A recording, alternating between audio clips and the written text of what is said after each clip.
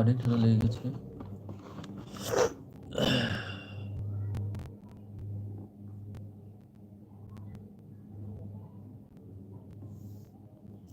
টিকা আয়াত 2 দ্বিতীয় আয়াতের টিকাটা হচ্ছে এরকম, অর্থাৎ আজ কোরআনের প্রতি অবিশ্বাসীরা পবিত্র কোরআনের সুমহান ঐশ্বর্যের কদর করছে না, কিন্তু এমন এক সময় আসবে যখন তারা তাদের এই বঞ্চনার জন্য আক্ষেপ করে বলবে, হায়, আমরা যদি মুসলমান হতাম।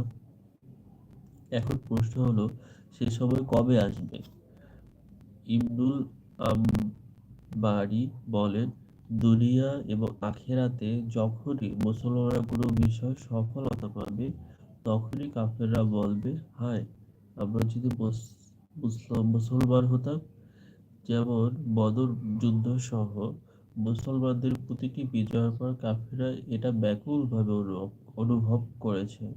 হাদিস শরীফে বর্ণিত আছে, হাসরের মাঠে কাফিররা যখন জাহান্নাম থেকে জান্নাতীদের অবস্থা দেখবে, তখন তারা সর্বশেষ এই কামনা করবে।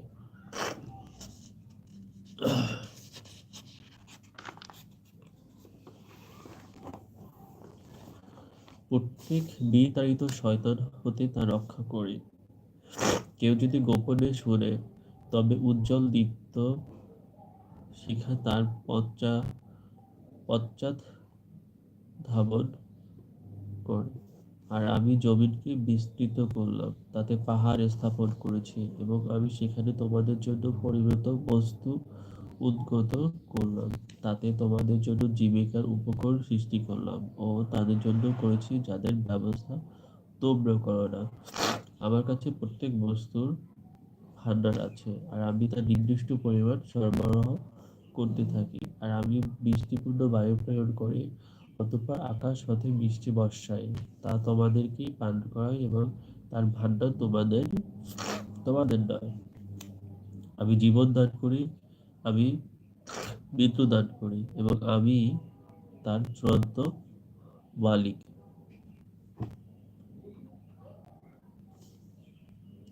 আর আমি তোমাদেরকে এবং তোমাদের পূর্ববর্তীদেরকে জানি, এবং তোমাদের পরবর্তীদেরকেও জানি। আর নিঃসন্দেহে আপনার রবই তাদের সকলকে একত্রিত করবে। নিশ্চয়ই তিনি প্রজ্ঞাময়, সর্বজ্ঞ।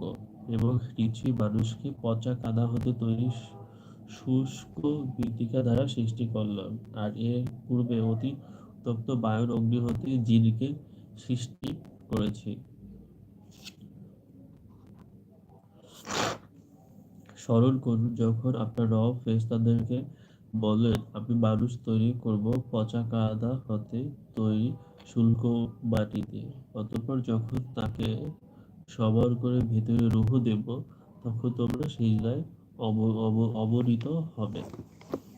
তো আয়াতটা হচ্ছে, আমি এখন টিকা পড়বো। টিকাটা হচ্ছে আয়াত 18। ইবনে কুতাইবা রাদিয়াল্লাহু বলেন, রাসূল সাল্লাল্লাহু আলাইহি ওয়াসাল্লামের আগমনের পূর্বে জিন ও শয়তানরা চুরি করে ফেরেশতাদের কিছু কিছু সংবাদ শুনে ফেলত। ইবনে আব্বাস রাদিয়াল্লাহু বলেন, ফেরেশতাদের কথা চুরি করার জন্য শয়তানরা একজনের উপর আরেকজন চড়ে চড়ে দুনিয়ার আকাশের সীমায় পৌঁছে যায়। তখন উল্কা পিণ্ড দ্বারা তাদেরকেও ধাওয়া করা হয়। শানে নজুল আয়াত হচ্ছে 24। বর্ণিত আছে, রাসূল সাল্লাল্লাহু আলাইহি ওয়াসাল্লাম প্রথম কাতারে নামাজে শরীক হওয়ার ব্যাপারে ফজিলত বর্ণনা করলে সাহাবায়ে কেরাম প্রথমে কাতার শরীক হওয়ার জন্য বেশ ভিড় করত।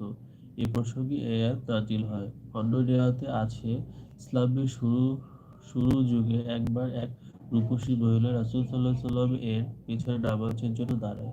তখন কিছু লোক তার আগের কাতারে চলে যায়, যাতে একাগ্রতার সাথে নামাজ পড়তে পারে এবং মহিলার প্রতি নজর না পড়ে। আর কিছু লোক মহিলা বরাবর এমন নামাজে দাঁড়ায় যাতে রুকুতে গিয়ে সে মহিলাকে বাহুর বাঁক দিয়ে দেখতে পারে। এই প্রসঙ্গে এই আয়াত নাজিল হয়।